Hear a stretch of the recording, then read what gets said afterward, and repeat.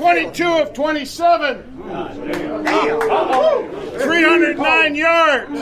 First rookie in NFL history with 300 yards and 3 TDs and first road start.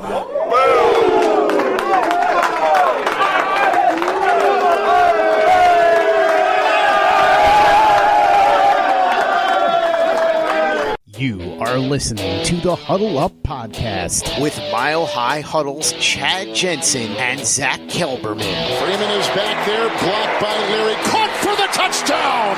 A 2-yard laser! Fumangali from the University of Wisconsin. 3rd and goal at the 1. Lindsey is in. Janovich, the fullback. Janovich hit. Nice big hit there by Kendrick. He continues to dig. They call a touchdown. They call a touchdown on a 1-yard jump inside. Trying to set up the screen to his tight end, Noah Fant. He's got some room to run. He cuts it back at the 10. Fant takes it in. Touchdown, Denver. The first NFL touchdown for the rookie tight end out of Iowa. End zone caught. Touchdown, Courtland Sutton. His 5th career touchdown, but his first here in Denver. And now, here are Broncos country's football priests to help you exorcise the demons of another doomed season. I have exorcised the demons. This house is clear.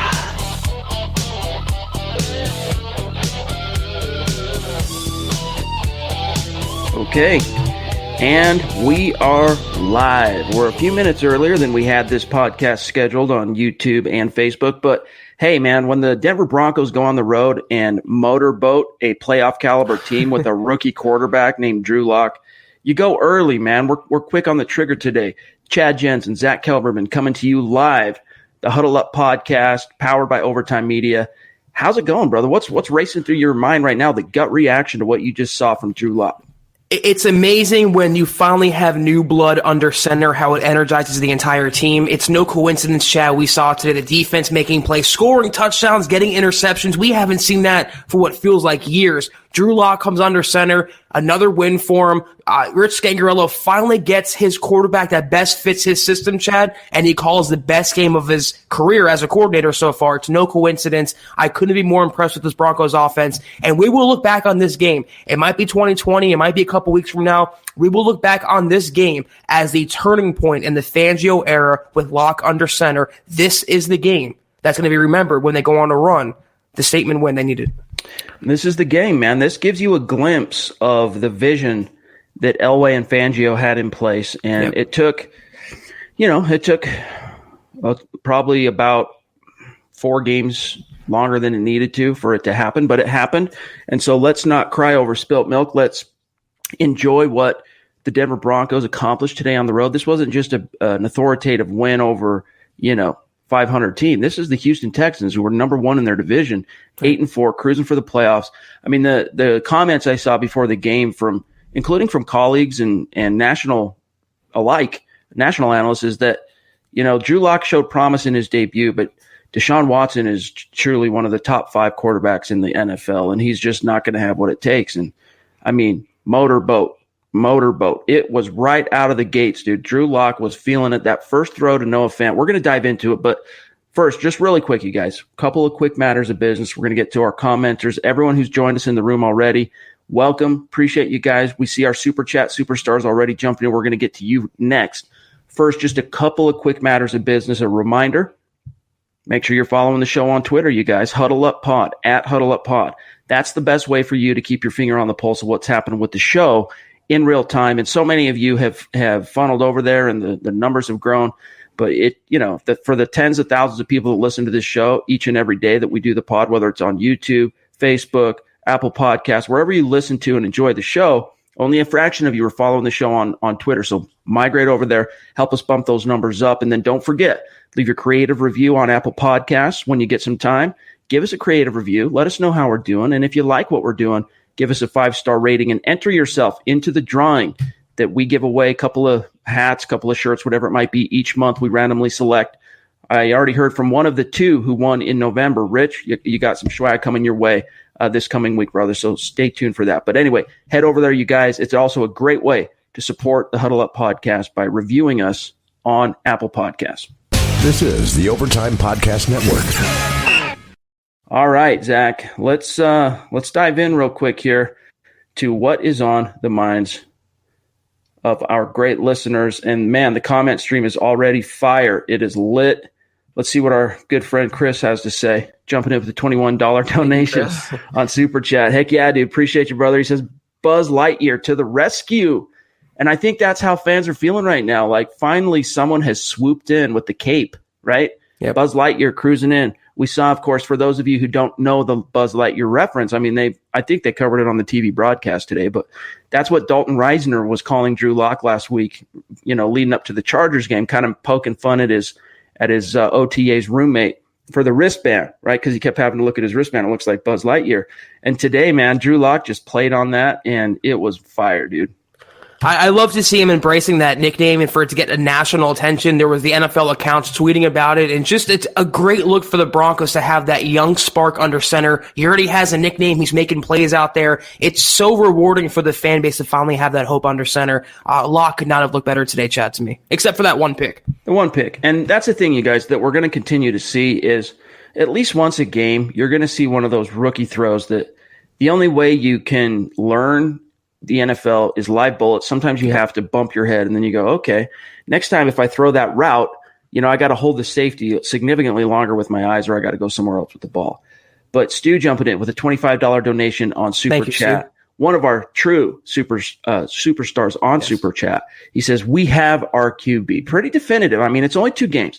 Now let's keep in mind, Drew Lock, we can say, look, it's only 2 games, let's pump the brakes. And maybe there's some logic in that, that philosophy, but Drew Lock is only the third quarterback ever in Broncos history, rookie quarterback, to win their first 2 starts. The last one, and mentioned it again today on the broadcast, we've talked about it on this podcast last week, was John Elway, his boss. If that, Zach, is not a positive, encouraging harbinger of what the future holds with this team with Lock under center, I don't know what would.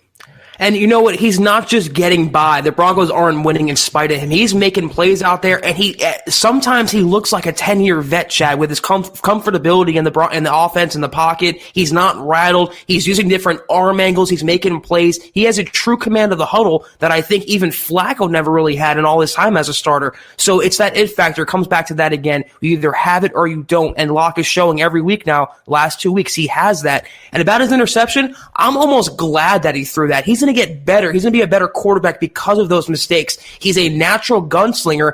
Instead of plays he's going to make, he's going to take the good with the bad, but that bad will make him better. So I'm encouraged by even his mistakes today. Absolutely. I mean, even the great Deshaun Watson, who everyone was tripping over themselves to compliment leading up to this game, and for good reason. He is one of the best young quarterbacks in this league. You saw how dynamic he is. The Broncos got out to a phenomenal start on both sides of the ball, motorboat this team up and down the field.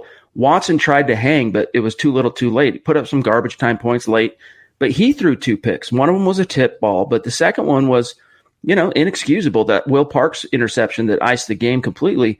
It happens is what I'm getting at. Quarterbacks, especially when they're trying to be aggressive and push the ball vertically, the interceptions are going to come. What's most encouraging is that Drew Lock, man, how many plays did they have of over 20 yards today passing? I mean, it was unreal. Like, I can't remember the last time it was just bam, bam, bam, bam, bam. Like probably Peyton Manning era was the last time we had that level of proficiency on the offensive side of the ball. And it's only a single game sample size. Now with Lock, 2 games, 1 game as far as prolific production. But if that's not the most encouraging thing to see, I mean, I don't know what it is. And Brian jumping in with a $2 donation on Super Chat. He says, Drew Lock is the real deal, Zach. It wasn't just proficiency. I mean, look at the people that Drew Lock got involved today. Hireman, Tim Patrick, Deshaun Hamilton, Devontae Booker, everyone was involved in this Broncos offense. We haven't seen that complimentary ball, that complimentary attack in quite some time. It's just what we talk about on the pod all the time. Having a dynamic quarterback under center who can do multiple things, it boosts the entire offense. It raises all ships, as you like to say, Chad. It's the truth. When you have that guy who can run out, scramble in the pocket, buy himself some time, change the arm angles mid-throw, can make plays down the field, the intermediate passes, it opens opens up the offense for every player involved. We're always waiting for Deshaun Hamilton. We talk about his production. I think we might see an uptick now only because you have a quarterback who can get the ball, throw any route in the route tree, and make plays down the field. And he made some phenomenal throws today, Drew Lock. I mean, yeah, you want that one back that was picked off by Tashawn Gibson, but man, especially that touchdown throw to Noah Fant that got the whole party started. Threading the needle, dude, like putting that, and Fant almost dropped it, by the way. You guys probably caught that on the replay, but thankfully he hauled it in. And Noah Fant, of course, left the game late with looks like a foot injury, and hopefully we'll have some news on that.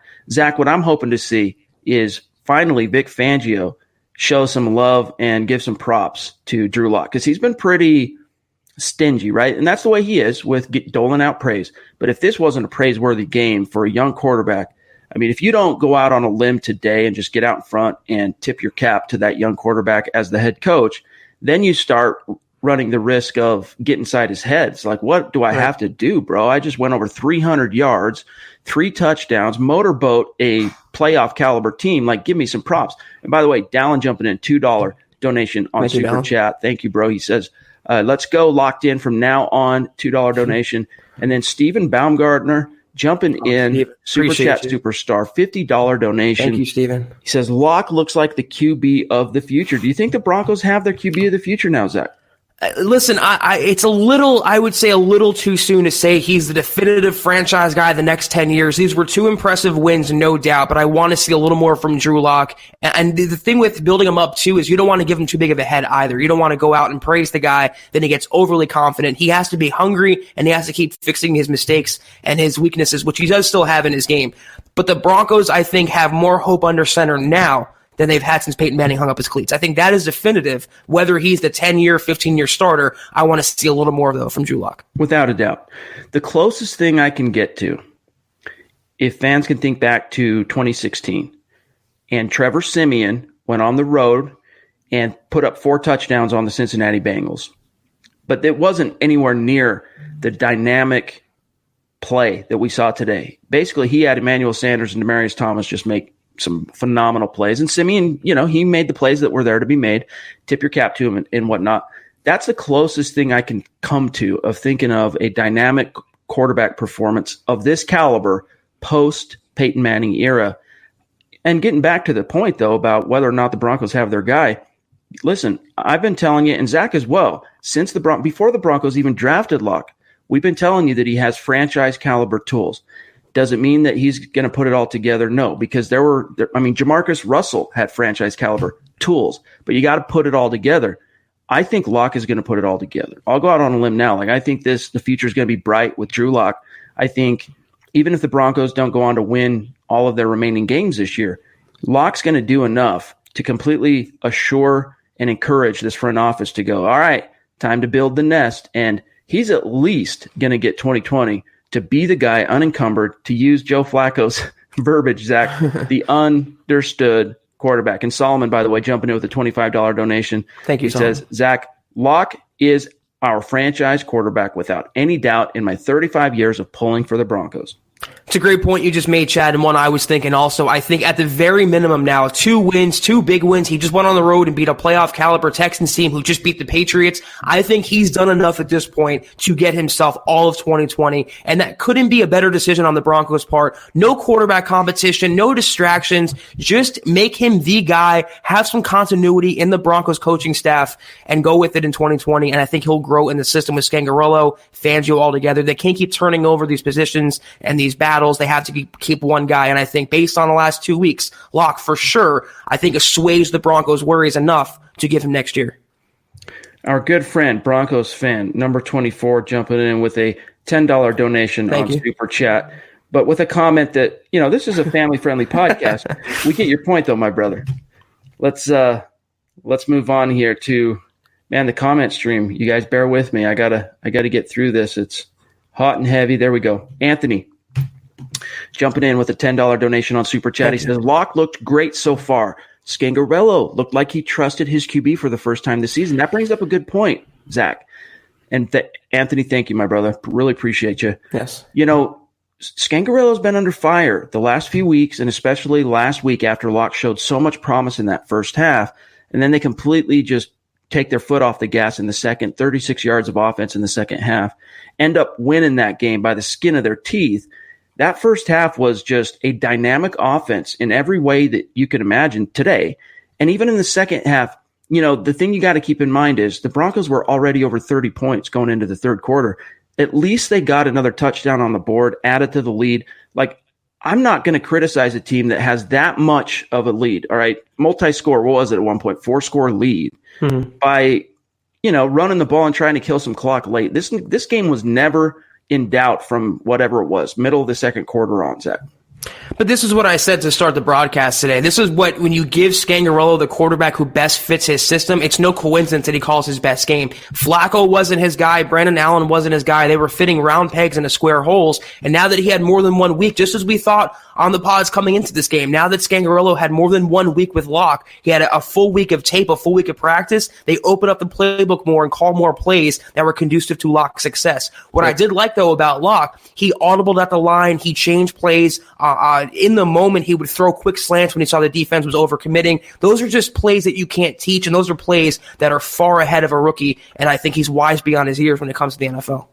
And you got to point to that 10-week exile that he had on injured reserve. I mean, all of his coaches said they think it served him well, and it actually increased the learning, like it shortened the learning curve on the mental side of things for him. It allowed him to process the game mentally without the pressures or the demand of having to go out, perform, execute, and play.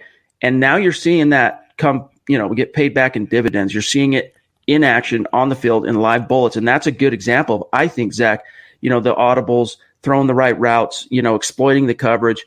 You're still going to see the occasional rookie facepalm. It's going to happen. But, man, what an encouraging start. Dylan, though, jumping in with a $10 donation. Thank you, Dylan. Makes a great point here. Kareem Jackson, worth every penny. And, Zach, Jackson came into this game clearly inspired to show his former team of 9 seasons. What in the heck were you thinking? What a homecoming for Kareem Jackson, though. I mean, he had that big touchdown. He looked like Steve Outwater out there laying the lumber. He had his own personal highlight reel in this game. I mean, Jackson has been worth every penny, and also with A.J. Johnson, he's been the MVP of this defense. It's been no coincidence that the defense has settled down, the secondary especially, and I'm so encouraged and I'm so happy and optimistic about the Broncos having that tandem. Justin Simmons and Kareem Jackson, what a duo at safety for the Broncos, hopefully for many years to come. He was laying the wood. I mean, that was phenomenal. And what a heads-up play by Jeremiah Atachu on that fumble recovery. Yeah. He's about to go down. He's, tackled basically in the grass. I'm surprised they didn't blow the whistle right there. Yeah. But they didn't, and he laterals it, to Kareem Jackson, who takes it, whatever it was, 67 yards to the house. Heads-up play by both guys. Alexander Johnson, again, making a game-changing play. And then he gets the interception, does Jackson. He had multiple passes defensed. That huge hit on DeAndre Hopkins in which Watson almost got his number one target killed. But, you got to wonder also, Josh Carney, one of Mile High Huddle's film analysts, he does an article each and every week that previews kind of the biggest offensive weapon the Broncos need to shut down in order to maximize their odds of winning. This week, Zach, the player he chose was Will Fuller. And at the last minute game time decision, he ended up being a scratch. I have to wonder what that would have done to change the shape of the game, at least for the Broncos defense. I don't think it would have changed what Drew Lock was doing today, though. He came into this game a man with a mission, just Buzz Lightyear to infinity and beyond, and just making hay.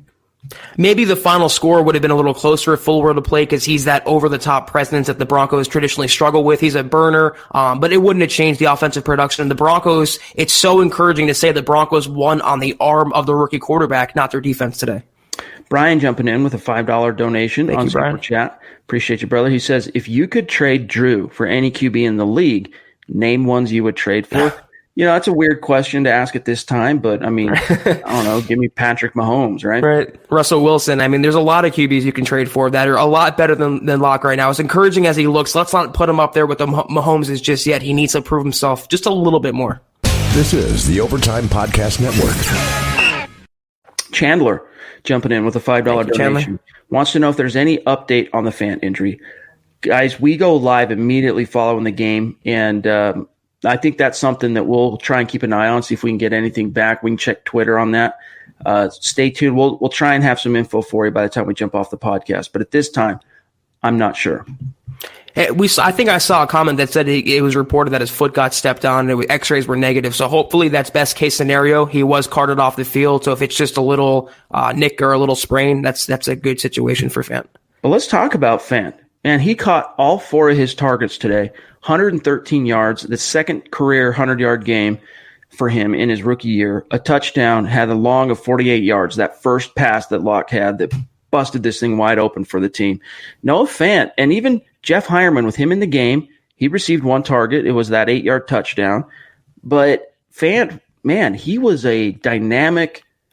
You start, again, going back to what we said at the top of the show, Zach, you're starting to catch the vision of what John Elway and Vic Fangio have in mind ultimately for where this team can end up. If Drew Lock indeed, if this is a harbinger of what's to come for the Denver Broncos, you have your number 1 wideout in Cortland Sutton, who the Texans did a pretty good job of limiting today. 7 targets, 5 receptions, 34 yards.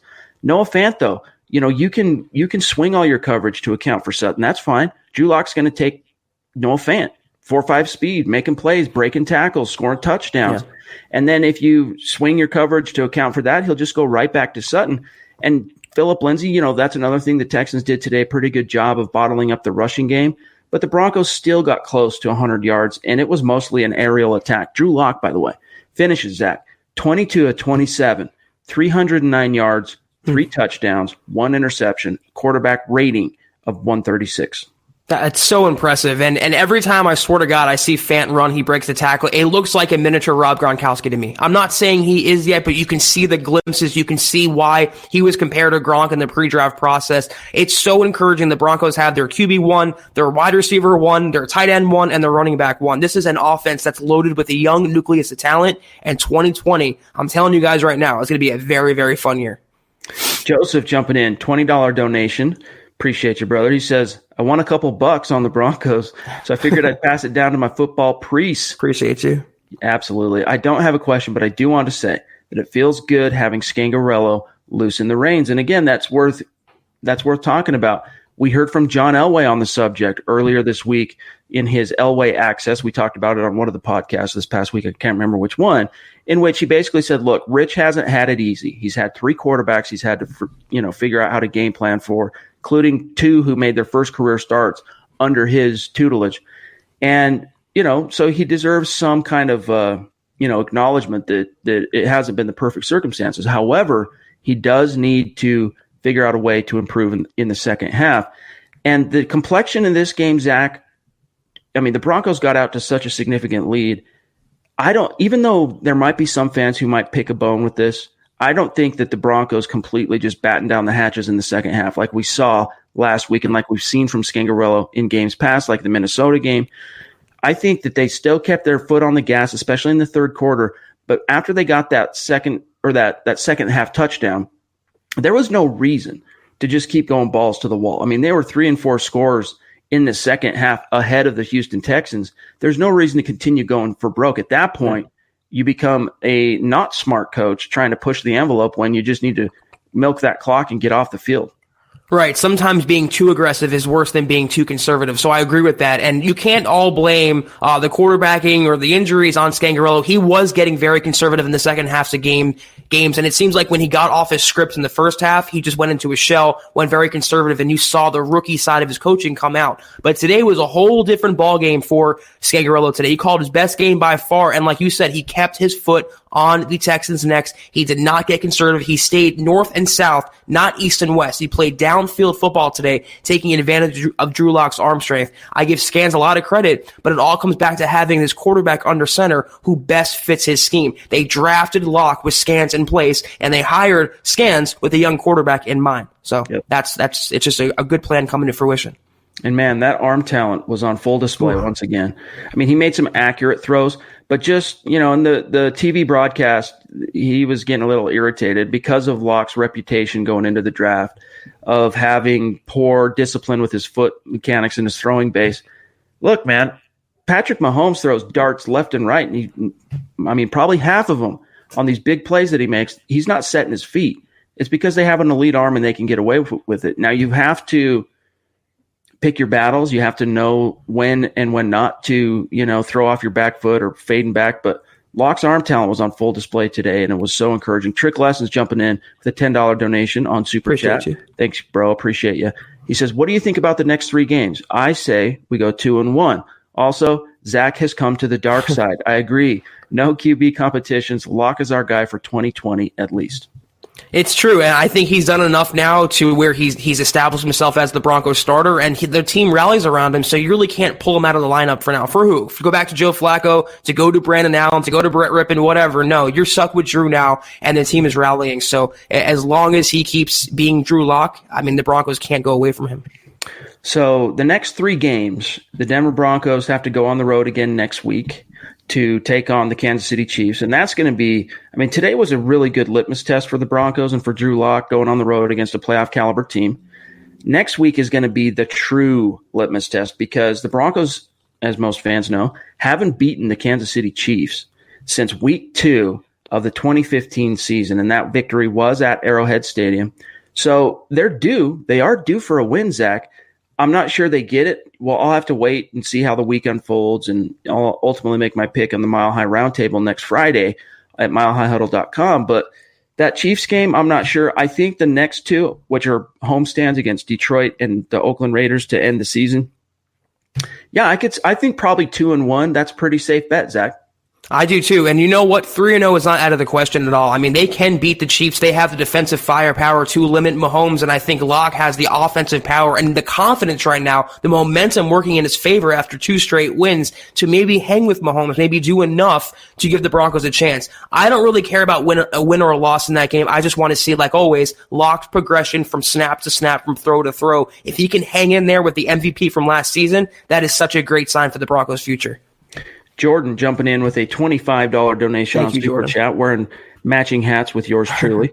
He says, Elway has received a lot of heat this season, but he deserves credit for these last 2 weeks. Drew Lock played great today. I'll tell you what Elway deserves some credit for. He's a lot of the fiery darts with which he's been pelted over the last couple of seasons. From VJ, the depredations of VJ, an 8-game losing streak in 2017, 2 different 4-game losing streaks last year. Getting out to an 0-4 start this year under Fangio, Joe Flacco being in his prime, dragging your heels on getting Drew Lock out onto the field, the whole questionable thing about even putting Lock on IR to begin with. What he does deserve credit on is he seems to, at this stage, have been 100% right about his gut with regard to Drew Lock. And you're starting to see these other pieces because, what the last few years have proven, Zach, if anything, is that you can have strategic building block pieces across the roster, and that'll get you part of the way. But without that dynamic franchise caliber quarterback, you're dead in the water. And what you're seeing today is that maybe a lot of these moves that Elway has made in other parts of the roster have been really good moves that we just haven't been able to see the team maximize because they've been missing that one last and most crucial component, which is the quarterback. So tip your cap to Elway that he was right about Drew Lock. When you don't have the quarterback and have everything else in place, you get 2016, which is a 9-7 season with a non-dynamic quarterback under center, a quarterback who can do enough to win with a team around him that it's probably championship caliber. So you add that quarterback in the mix, the most important position, not only in the NFL, but all of sports. One throw by Lock today epitomized what he can do. Off his back foot, a dime in the breadbasket to Tim Patrick down the field. That's a throw only Drew Lock can make and few other quarterbacks in the NFL can make. He's doing it in his second career start. You cannot be more excited about that.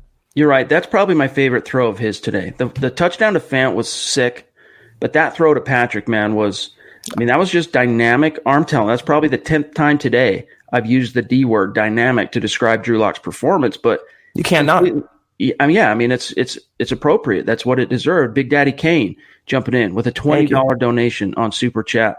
He says, always try to make your pods. Love your work. Appreciate you, brother. You. Yeah. Really do. Each and every one of you, this podcast has continued to grow, and the more we've decided to take the show live on YouTube and Facebook, it's exposing the podcast to more and more new fans, and it's really grown and taken on a life of its own. So thanks to each and every one of you guys. And Zach, one thing I want to touch on, a couple other storylines from today. Drew Lock did finally get sacked. one time. He's been sacked now officially as far as the record goes.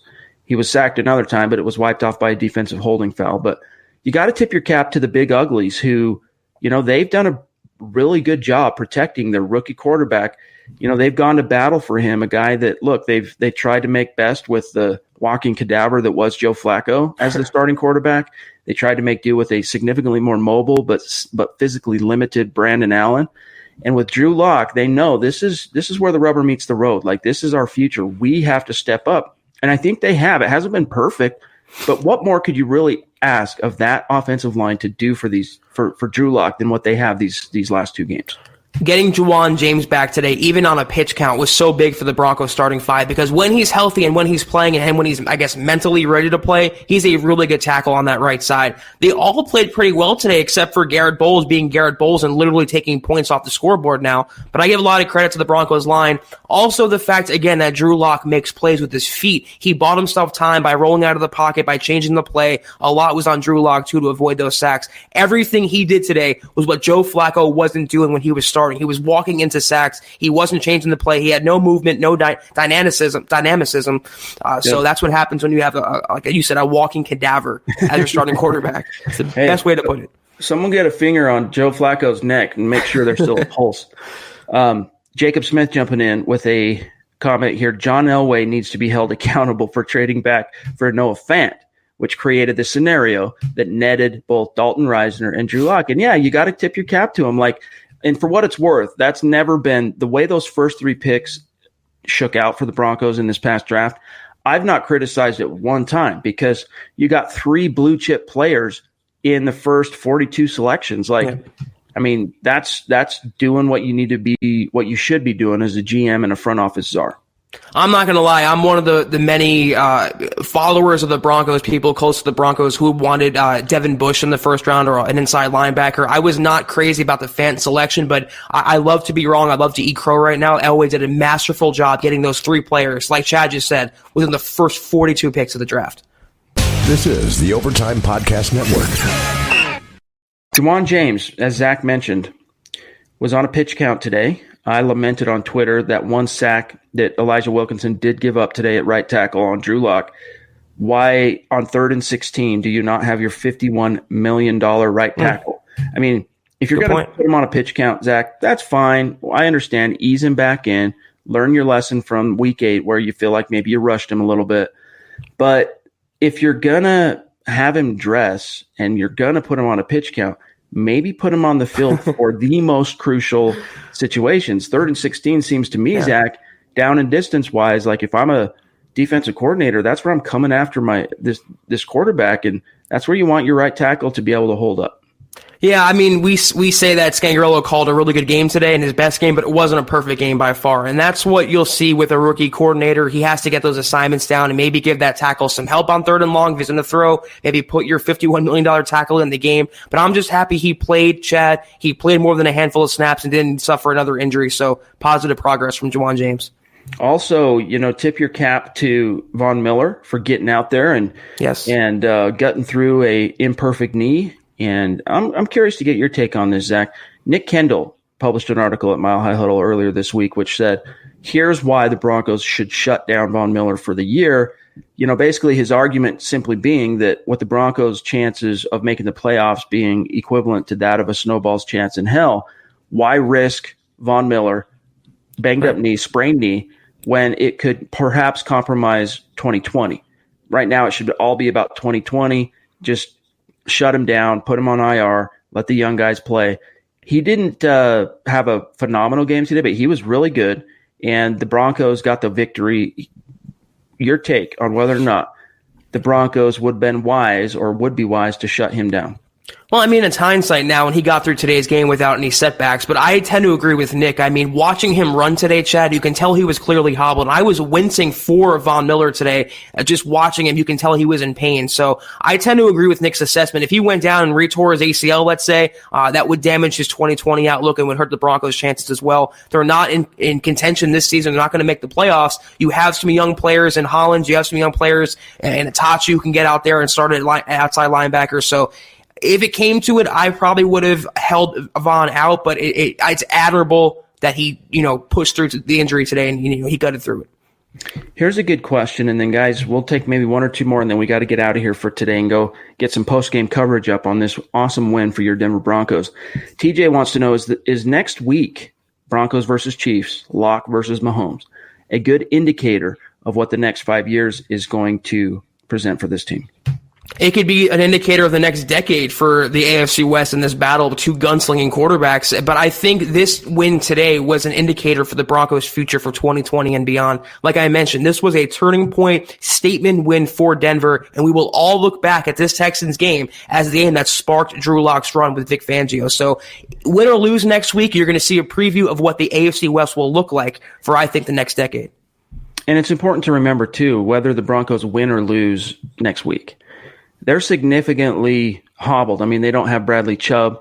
I mean, there's a lot of players right now sitting on Broncos injured reserve that, and who knows, maybe next year Chris Harris won't be a Bronco. We don't know what's going to happen with Derek Wolfe, Shelby Harris. Like, there's so many, Justin Simmons.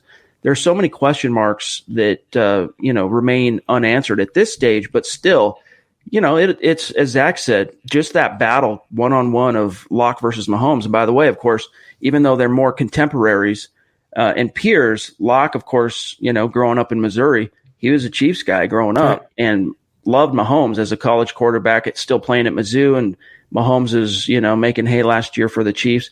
He's talked about his admiration for Patrick Mahomes. How cool would it be to see him go into Arrowhead and get the Broncos their first win against the Chiefs since 2015? Now, Buana Beast says the O-line has problems getting a push in the run game. The pass blocking was great.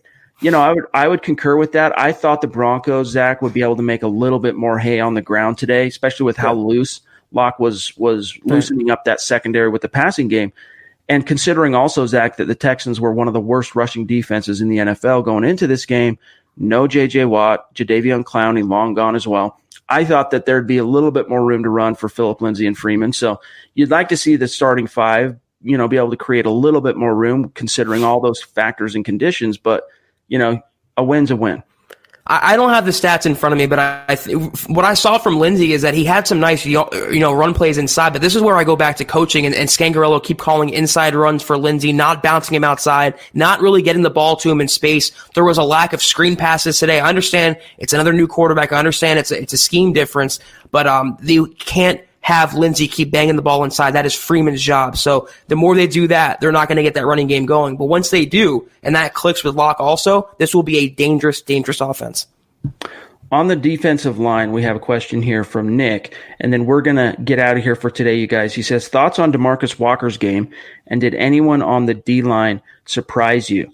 I don't know that anyone surprised me today, Zach, on the D-line. It was great to see Shelby Harris make some plays, including that batted pass in a crucial situation. DeMarcus Walker, I saw him chasing Watson around a lot today. And, this was a one-time viewing. I haven't watched the film yet. The coach's film won't even come out till Tuesday. It'll be interesting to see what kind of pressures Pro Football Focus divvies out for that D-line. But I think, all things considered, the Broncos sacked Watson 3 times. That was without Bradley Chubb. That was without their leading sacker this season of Derek Wolfe. So I think, and also Draymond Jones going down early. So you got to tip your cap to what Fangio and that D-line was ultimately able to do. Even if it wasn't, 7-8 sack game, they got the job done. I could be wrong, but I think Walker had a batted pass late in the game. I might be wrong on that. But, even so, Shelby Harris had one. He has an NFL high 7 batted balls among defensive linemen now. The Broncos need to pay that man. I think Gotsis did a pretty good job setting the edge in place of Derek Wolfe starting today. No one really balled out on the D-line that we're going to just talk about more than Drew Lock right now, but I think they all played solidly. They all held their responsibilities well and did their assignments well. All right, you guys, thank you so much for joining us once again on a gut reaction to what is just the 5th victory for your Denver Broncos this season. They still have a chance to avoid a 3rd consecutive losing season if they can win out. And, if they get through next week's game, if they can win on the road at Arrowhead, there's nothing going to be able to stop this team probably from finishing 8-8. Yeah. But only the future, will have that answer, and time will tell. So it'll be fun to see how that shakes out. But you guys, that'll do it for today's episode of the Huddle Up Podcast. Massive thanks to our Super Chat superstars who are keeping the show afloat. allowing us financially to do some cool things that we're going to be unveiling toward the end of this month and in 2020. Look forward to that. But guys, thank you so much for that support. It means the world to us.